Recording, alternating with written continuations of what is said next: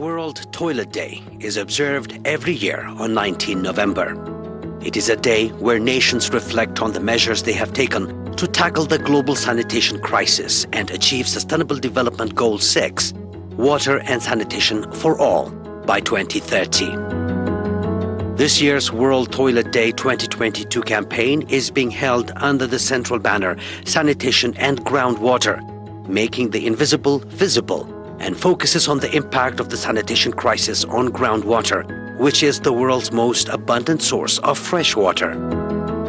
In Eritrea, the day is marked at regional level 35 kilometers from the capital city Asmara in Zagr village of Saraja subzone, Ma'kal region. The village of Zagr occupies a center stage in the history of Eritrea's struggle for independence, as it hosted the early gatherings of the revolutionary movement that persevered until the dawn of the nation's independence in 1991. Although now renovated and modernized, it is in the same venue that the celebration is taking place today. Addressing a full house, among which included Mr. Fisahay Haile, Governor of the Central Region, Mr. Andeberhan Tesfatsyan, Director General of Public Health at the Ministry of Health, and invited religious leaders and guests. أبدي تتكامنت عين مدري سريت تحت بايتاوي ماي يوحس بزبل تيما. Dr. Mulugeta Haile, head of the Ministry of Health Regional Branch, said that the community-led total sanitation program introduced in the country in 2008 has paid off. Ministry تعنا أبكر تشحن شمونتن مدب كوم زمرحو حبراوي سريت بمتتتاو هزبي أب محلاو تعنون سريت كبابيون مريح تارا كم زصاوت نمقبار نزحلفة عصر تغلط عامتات كسرح مصنحو زفلت إيو كم وسيتو دما أب كلن زواتات هاجرنا هزبي سدرابيتاوي عين مدري بمسرح أب معبالة عنا رؤي لوتي يمسا الله أب زوا ماكل بزي مدبكم زمرحو حبراوي صريت كساب حجي أب 9 عدتات قشتات عوت مدب كسلاسل كله 9 عدتات زازيمن كالكل أب دقة كاب موسع تحريمن مبصعين أب مصنع يركبا إذي أبتي قطراوي خفال الزوبانا 9 ميتاوي شفنة كم زبصحنا زرقي نغصالي عمامنا دما عبي درخي زفتر إيو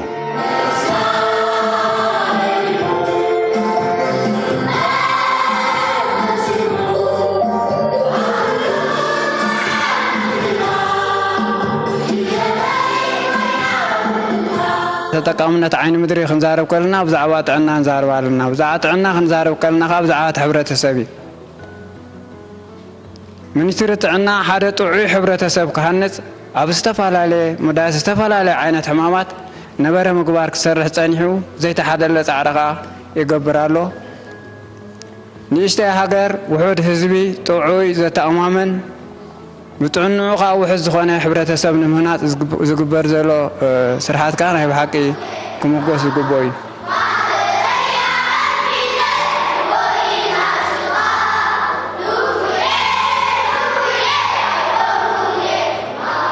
كحامين كحكمنا تخلاخيل كاتعنا ذل نريح جرحوا مسيرتنا مركز بالمقبار من حدار نزواس رجع كوميتيات بمقامن هزبي نهزبي حيال قصباس بمكادم قوم زمرحوا عين مدري عم مسرح هزبي قبول سلاح سرح وقبرو صناعي حيال زعري هزبي بعقم بجولون مسارحا نزل معوات كرابارات صناعي نزواس رجع أبدلنا عشرة محضر كابيتات أسران جمونتن عدتات نزم دبي نمعوات كابتشان شعتن يميرو سرحالو تنعقينو أبتشان أسران كتن ذا وجد بلذا وثيقنا أبد حلف عامت كبر بالسنة تعلم قصباسن أبد زي ميتي شفنا الذي حنا لنا عين مدر متكام مرايات صفوفن معبون حبرة السبيو ومو يزمنه الزوانات تتكاملنتون كبابي بذي أكاتامي كعبي بالكبابي اللابو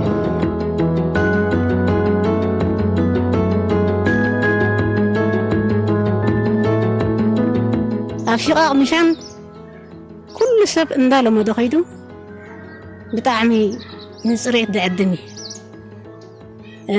أبي شقاق مشان كم جيجا قطرني رسم ولا يسرح ده أمبر ما تقوم له أيقونن كم نور قطرون يرم حجيجن حق بحقي نفسه كف جزا ده حق الشقاق تسريحه هزوها بقبو تقوم له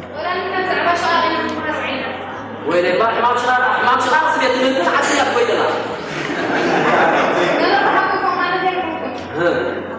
سمو يا كنا متزعوا شغال سمو متابعين سكبري كيف عرفت شغالنا كبابنا تريم وإحنا الموت سنة المهمين نجيرنا ኣብዚ እዋን ኣብ ዓለምና ከቢድ ዝበዳ ሕማማት እናተፈጥረ ኣብ ዝመፀሉ ዘሎ እዋን ቀልቀልካ ወይ ዓይኒ ምድሪ ተጠቒምካ ቀልቀልካ ደገ ዘይምድር ባይ ኣብዚ ሕጂ ሕብረተሰብ ካብ ዓብ ክሳዕ ንእሽተይ እናተረድኦ ኣብ ዝመፀሉ ዘሎ ግዜ ማለት እዩ ብዚ ተገብረ ጎስጓሳትን ሓያል ኣብ 4 ኾማት ከፋፊልካን ንኩሉ ተረዲኡ ኣብ ጽቡቕ ደረጃ በፂሕና ኣለና ማለት እዩ ህዝብና ተጠቃሚ ሽቓ ቀልቀል ደገ ንኸይወፅእ ተጠቃሚ ክኸውን በቂዑ ኣሎ ኢለ ዝሓስብ ብሕጂ ኸኣ ንድሕሪ ድምለሰሉ ከምዚ የለ ዘለኒ ተስፋ ገለጽ ማለት እዩ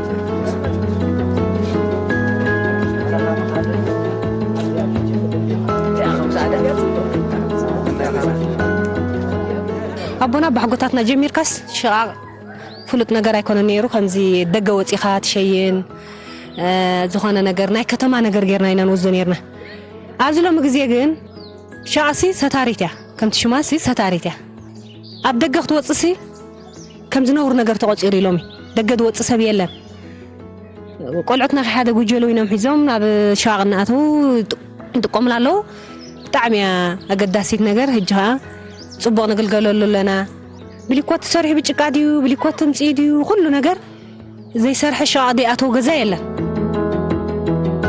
إذا حجت أوجد الله شاء بخا كمان كن محج خوين لنا جاب شانا دليتنا من رينا ماينا وغريبنا سمنا غريبنا تنشجرنينا عب سبت لنا حفا بينا بان وسرو تستيرنا لنا بحتيرو. The event also served as a platform for environmental health experts and CLTS focal persons to deliver activity assessment report on the achievements recorded thus far in Ma'akal region.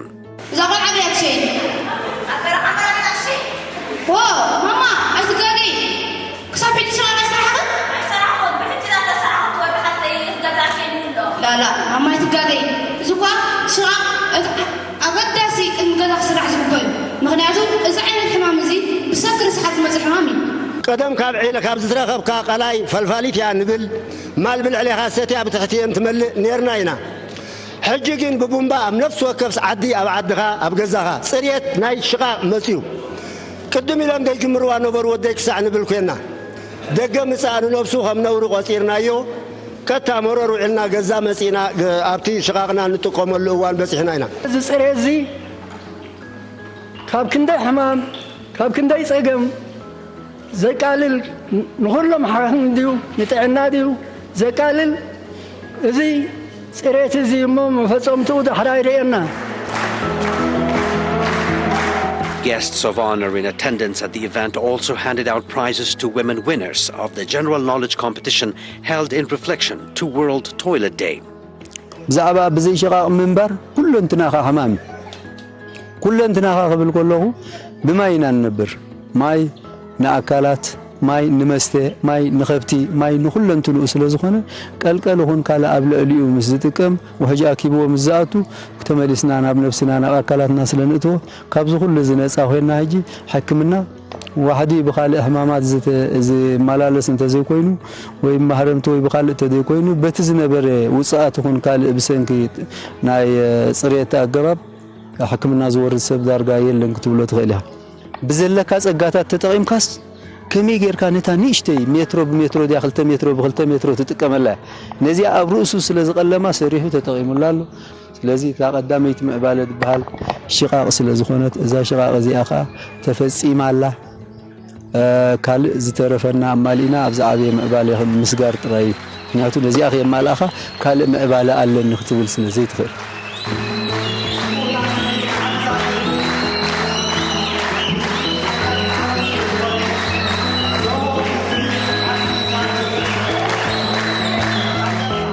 World Toilet Day has been observed for its 9th time at an international level and for its 3rd time at national level in Eritrea.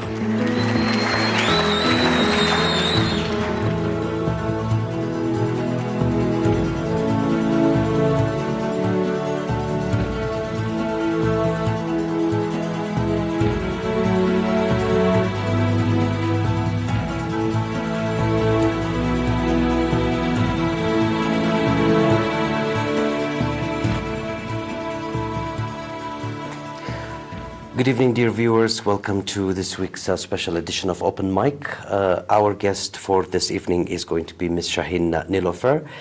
She is the UNICEF representative in Eritrea. Welcome to our program. And dear viewers, she is completing her working tour here in the country. And that is why this interview is taking place. Ms. Shaheen, if you can briefly give us a brief introduction about yourself and a short mention on the activities of UNICEF here in Eritrea. Thank you, Rafael, for having me here on the ERi-TV. And as you rightly said, that this is a very solemn moment, and as I'm finishing my tenure in Eritrea in a couple of weeks' time from now. So as you mentioned, I came here in June 2019, so it's been slightly over than 3 years and a couple of months, close to 4 months. So UNICEF, as you all know, works very closely with the government of state of Eritrea, with all the relevant ministries, Ministry of Health, Education, Labour, Social Welfare, Ministry of National Finance and National Development, Land, Water and Environment, and all the national unions. So a primary mission mandate is, of course, on education, on maternal and child health, on child protection and social protection. Within the maternal and child health, we also work very closely on the issues of WASH, which is water and sanitation and hygiene. We work on social protection, which is about addressing the needs of the vulnerable population of the country, and also what we call is a program effectiveness, which is data is very important for us. Everything that we do, we need to measure progress and how we're delivering results for children or achieving SDGs for children. And along with the data, what is also important is to ensure there are enough resources, financing that corresponds with the ambition of the national priorities and plan, which is our sole parameters of country cooperation framework. So primarily on data, on partnership, on resource mobilization, on and on supporting communities, on social and behavior change communication, what we call this program effectiveness. So overall, the partnership over the successive 5 country programs has been to advance countries' achievement of their progress on delivering results for children and women. Okay. Ms. Shaheen, I want to focus more on the reflections of your tenure with UNICEF Eritrea and moving on the agenda in delivering the SDGs for children. How do you see Eritrea making strides on some of the key child-related indicators and where it needs to invest and accelerate actions for delivering results for children? And what key milestones are you proud of? I have many reflections to share, primarily about Eritrea's story.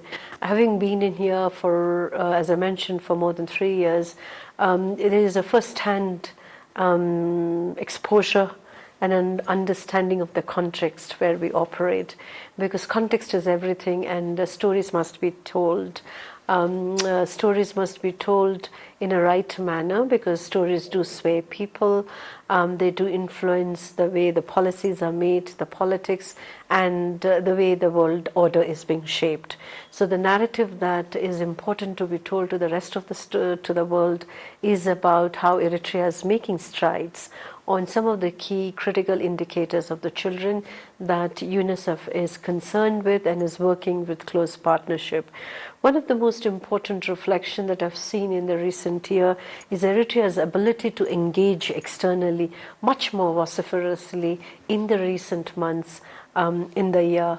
We've seen Eritrea's engagement in the high-level political forum recently in July 2000 this year in New York. That's a global platform where Eritrea presented its voluntary national reporting. That's about telling the story where Eritrea is, although the mandate was about SDG 3 and 13, but it also reflected on other SDGs on how Eritrea is measuring up to on delivering on its commitment. Very recently, on the sidelines of the UN General Assembly, we've also seen Eritrea's participation and engagement in the Transformative Education Summit, and the first time Eritrea presented its national commitment on transformative education for children. Why am I saying this? It's important to tell that Eritrea does not shy away from telling its story when the time is ready, when it knows that it has something substantive to contribute to the global landscape on the SDGs for children. And I think that time is ready now. It has always been on track in terms of the SDG 3 and SDG 13, but it did not necessarily think about, talking without necessarily working on what it believes and it committed to. Your query about in the milestones that we've seen Eritrea making its strides. The role of the United Nations, and more particularly because I'm talking as a representative for UNICEF, our ability to respond to the context and our ability to respond to the needs on the ground is derived from and is determined by the Eritrea's national priorities and plan. We respond to the national priorities and plan. So if you talk about in the past few successive country program and where we are here today, we've seen that the under 5 mortality among children was reduced by 74%. We've seen a reduction of about 68% of infant mortality rate. We've also seen that neonatal mortality has been reduced by 49%. This might seem to be statistics, mere statistics that we are measuring up to it.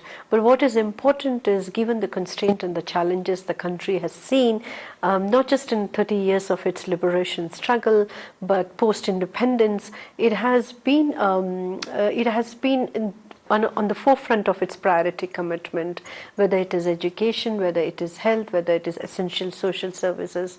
Most of the developed countries in the world that we've seen are struggling with education sector budget, which is still below 9 to 8% or 10%. In Eritrea, what is commendable is, despite all of its oddities and challenges, it has about 14.9% of its domestic budget committed for education, and it aims to increase by 20% by 2025. And that's a phenomenal record, where Eritrea's contribution, not just in terms of financing the priority commitment that every child has access to school and access to quality learning outcomes, but it is also about corresponding financial allocations that it decided to invest in. And that is about walking the talk. And as we know that Eritrea's stellar performance on immunization rate, we've seen in the region, which is Eastern South Africa, Eritrea is one of the very few countries which has over 95%, although technically it is about 98%, where routine immunization under 5 is very good. We know we need to bridge the gap, there's no child is left behind. As much as we said that neonatal mortality has been reduced by 49%, but we know that neonatal mortality contributes 50%, close to 50% of under 5 mortality. So therefore there's a lot needs to be done still on that particular thing. Eritrea is making progress on undernutrition, addressing malnutrition among under 5 children. Recently they came up with this accelerated high impact nutrition strategy, where it talks about multi-sector intervention. We have a proposal that is sitting in with the government under for consideration, is about reviving the DMK factory in Eritrea in Dekamhare, where Eritrea should be in its position to start making domestic production of flour fortification that did not necessarily be importing from other countries. So I'm sure Eritrea's capability to be able to address its problem through domestic solutions that it has to offer. We've also seen that Honorable Minister Health had made a declaration for open defecation free Eritrea by December 22. We're almost there. There's about a 10% which is to do with the urban sanitation challenges that needed to be bridged. The ministry is considering whether it still be able to achieve ODF free Eritrea by December, or it would move the goalpost by mid-2023. But the fact that the rural sanitation is as close as 90% is a huge achievement for Eritrea. Coming to education, again, we've seen an increase in enrollment in primary sector enrollment. We've also seen the number of early childhood center has been increased from what it used to be 90 in 2000 to about 622, of which 419 are located in rural areas. What is still concerning is the accessibility to pre-primary education, which is ACE, is still about 20.9%. So even though we say that domestic expenditure on education sector is 14.9%, but there are still certain areas of concerns that we need to still work on, and we believe that we should be able to accelerate action on the same. While there has been an increase in access to primary school education in terms of enrollment, despite the COVID-19, we have not much seen any drop in the school enrollment rate. What is important for us to address is this issue of a girl child, especially the enrollment. We've seen that 17.9% of the primary school age girl children and 38.4% of girl children in middle school who are out of school currently, which are way higher than what we've seen in urban areas, and more so as we compare to the male counterparts in both in rural and in urban areas. So this is one area where we need to see that the transition from primary to secondary school, the girls are not dropping out of the school. And we do have an issue of out of school children in general, quite a good number. And the country and the ministry are working very closely. This was one of the commitment of the national commitment on transformative education, is to ensure that the country accelerates both action and the quality learning outcomes in terms of access to school in Eritrea. Coming to where we need to invest, and as I've already alluded to the fact that we need to do a lot more better on addressing the issue of neonatal mortality that contributes to 50% or close to 50% of under 5 mortality. So therefore we need to see a decentralized neonatal ICU, pediatric ICU in the Zobas. Currently there are 18 existing centers. We need to strengthen their capacity and yet at the same time scale up the establishment of the NICUs and PICUs in the Zoba, sub-Zobas. Secondly, we also need to ensure that how do we bridge the gap for community-based service delivery, more importantly in the health service delivery. So therefore, something that I'm very proud of the country's achievement is the barefoot doctors. There are currently about 121 barefoot doctors who have been selected through a rigorous process across the length and breadth of the country, who are basically are a kind of a conduit between the basic health centers and at the community level, at the doorsteps, are able to deliver on the health services. The number of female barefoot doctors are still much lower than what is desirable, but we are also working with the ministry to see that how we can be more flexible on the eligibility criteria for selection of a barefoot doctor, so that we're able to provide that opportunity to women, for women to come in and take on the role of the barefoot doctors. So the barefoot doctors are primarily bridging that gap in health, in delivering of health services at the community level. We are very proud to say that the government of Eritrea, the Ministry of Health, have already selected few high performer barefoot doctors as a part of the payroll, and they have already been inducted into the system. So that's wonderful opportunity that we've seen. We really need to also work towards ensuring the rural water supply system at the community level. Although going by the figures, we're close to somewhere 75 to 80%, but currently we're undertaking an inventory of the wash resources across the country to see how many of these resources, the water supply systems, are functional, and what needed to be done to ensure the communities are empowered to undertake the simple repair and maintenance at their level without necessarily depending on the government for everything. So there's an element of building the capacity and providing them simple tools and equipment so they're able to take charge of these resources once provided by the government. We need to ensure that in the health facilities and in the schools there are toilets for girls, so that the girls don't drop out once they transition from primary to secondary or from secondary to higher secondary level, and ensuring that the water supply system, mostly a climate resilience water supply system which is solar driven, and the country has enough of solar energy that we are all witness to, so it is a doable proposition.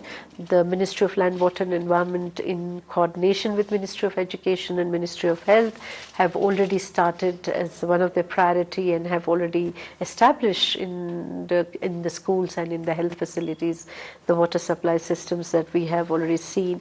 The government, the Ministry of Labour and Social Welfare is on the last leg of finalizing the national policy on social protection, which is one of the most important key milestone, which ensures that Eritrea's own credibility and a long reputation to ensure that equity and social justice is central to everything that the country undertakes and delivers, including the development vision and strategy.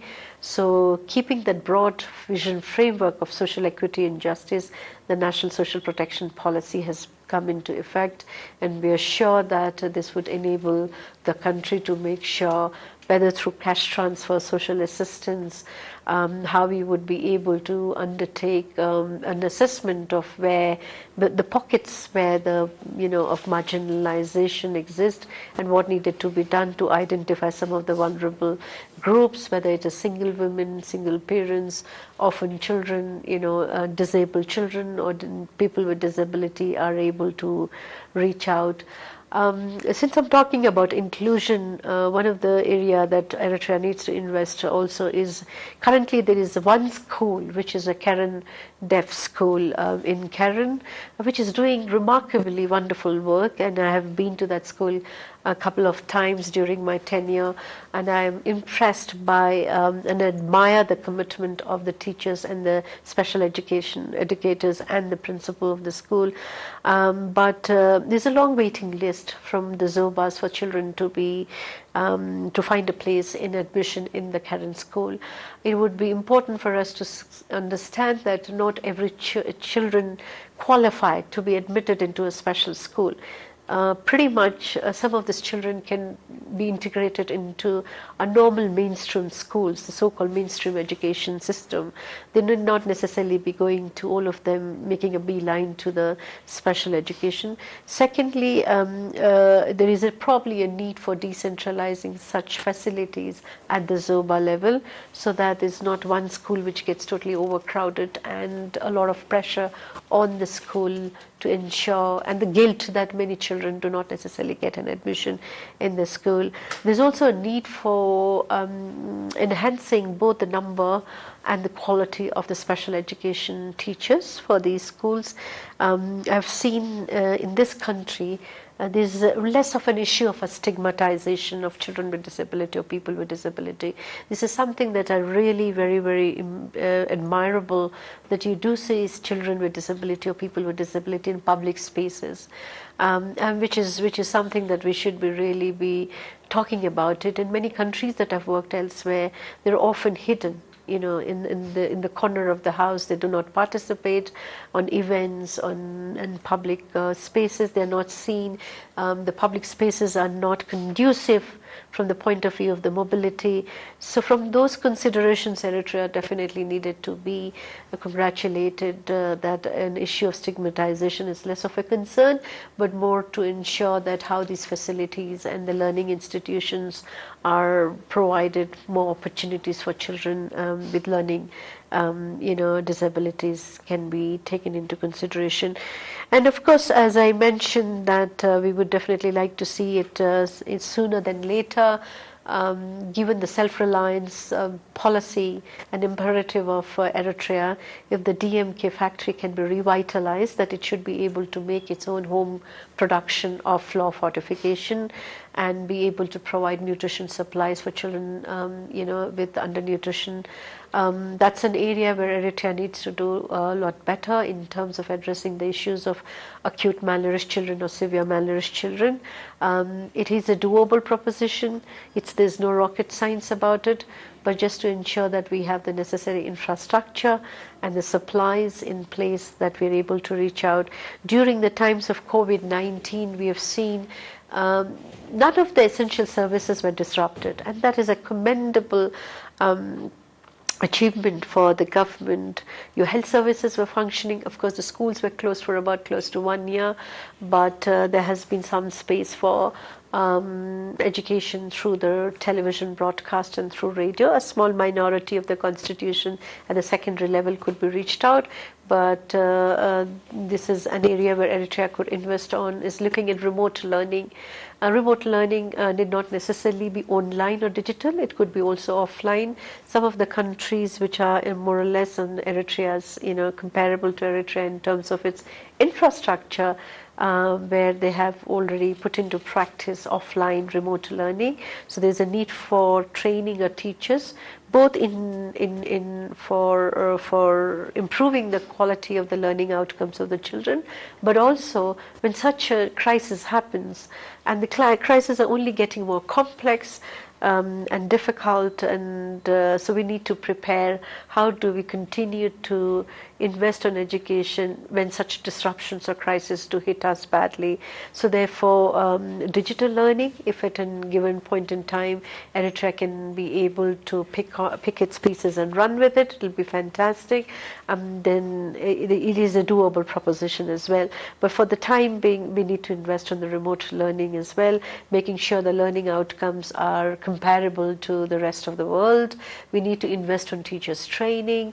And of course on FGM, which is a female genital mutilation, we have able to make 20% of the 500 high burden villages free of FGM.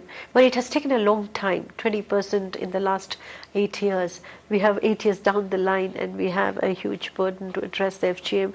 We understand that there is a need to have a stronger surveillance on the border, because in Sudan or Djibouti or elsewhere, where communities can easily go and cross over and get the child mutilated on FGM. But we need to make sure that we have enough systems in place. There is a policy, there is an act already which is about eliminating FGM in country. We need to see that, especially in zones like Southern Red Sea, has there been an impact of a COVID-19 resulting in more children, girl child, dropping out of the school, and therefore a spate of an increase in underage child marriages. We don't know yet. There's no data that is available. Data is an important determinant factor. The Vienna has already, tells the story that we've been able to produce, because we have a very good routine administrative data from Ministry of Health. But we don't necessarily have the data available, recentness of the data, disaggregated data that should be able to tell the story with confidence and with evidence, which is very, very important for us if we needed to be engaged with the global level, whether it is SDG and yesterday it was MDG and tomorrow it could be something else. So it is a doable proposition, and I repeat that because of its size, but also because you have a very dedicated and a committed in functionaries, very efficient at the sub-zoba level, at the community level. One of the key reasons for the success of the implementation of the program in Eritrea, because it has a very strong community institutions which subsidize a large part of the implementation by the federal or by the Zoba level functionaries, because the community institutions do make sure if there is a program on inclusive children be assisted, or there is a program with respect to children are back to school, they're the ones who monitors. and they're the one who talks to the parents and to the rest of the community the importance of the education. So to a large extent, it is the credit goes to the very strong community networks and institutions that I have seen in Eritrea.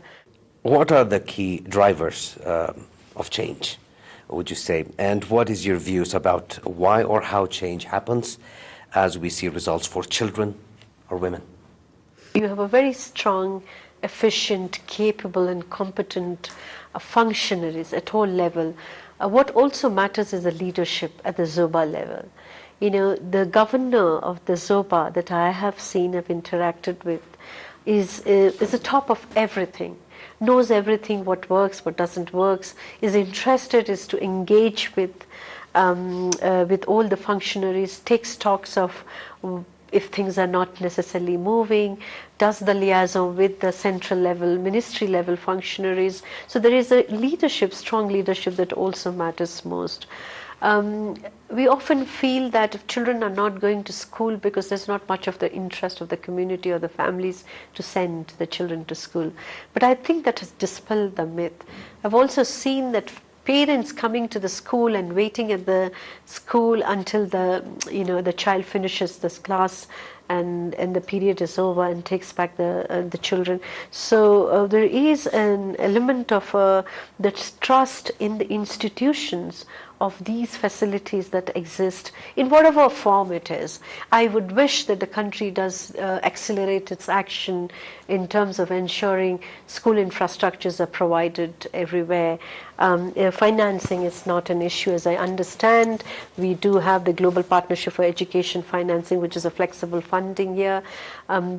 So coming back to the drivers for change, I also feel that the ministries that I have interacted and we partnered with are very much aware. So it's not just about having a vision that is adequate. It's also about having a strategy which is doable. It's also not enough just to have a strategy and a plan. You need to have financing and a costing that corresponds to the ambition of the strategy and the vision that you're able to deliver with it. So there's the lot of investment that comes from the government, being the ownership that lies with the government, being on the driving seat, but there also the financing that UN and others could mobilize, which is very important to be able to make those catalytic changes that we've seen on ground. So therefore, it's kind of not just one single thing that you could attribute to why change happens. And I just counted about the progress that we have seen. For example, Eritrea could choose not to contribute to the vaccine, cost of the vaccine, but that its funds close to about 20% of the overall requirement of the cost of the vaccines that we bring into this country is funded, is contributed up to 20% by the government. And these are the vision, but the vision which is backed by a commitment and is reflected through its action. So it's not just mere commitment per se, because we've seen many of such global platforms, they make pledges. Once the meeting is over, you don't know the pledges translating into action. Here you see the action, and then you understand that there was a commitment behind those actions and pretty much a priority of the government. So the narrative that is very important for us to tell the story to the rest of the world, that's why I believe in the power of telling stories, is because I've seen what change means here. I've seen what results means here for children. I know there's a lot needs to be done. I've been to many field day locations, and I'll talk about it subsequently, but I do understand SDG 2030 should be a doable thing for Eritrea on many accounts. We are there. All we need to do is less on transactional nature of our partnership and more on actually accelerating our actions on it. Why am I saying this? For example, there is an intent there to be able to deliver results for children. The intent is backed by all of this policy, all of this strategy and financing of it. But the more we invest on the processes part of it, we lose the opportunity to be able to deliver results for children. And that becomes a lost opportunity. And you're putting in doubling the efforts to, repairing that.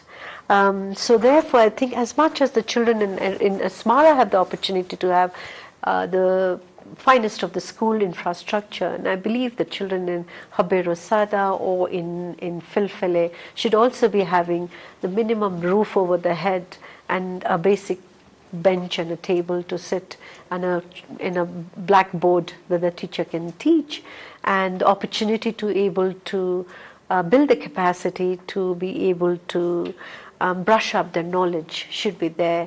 So therefore, these are small investments. These are not rocket science. And we know that we are ensuring that no child is left behind. The children who are from nomadic communities, the children in the remote areas who have not had the opportunity of the parental support during the COVID-19 closure time. We understand that if these are the investment that we can think and foresight, what are the, how the horizon looks like in 2 years' time down the line, in 5 years' time down the line, and start working towards those, scenarios that we needed to be prepared for. So our children deserve to be competing in the rest of the world in maths and language and science. And if I interact with them, I'm amazed by their ability and their knowledge and their anxiety, curiosity to know, to learn about what's happening to the rest of the world. So yeah, so I think these are some of the areas why we see the change happening on the ground.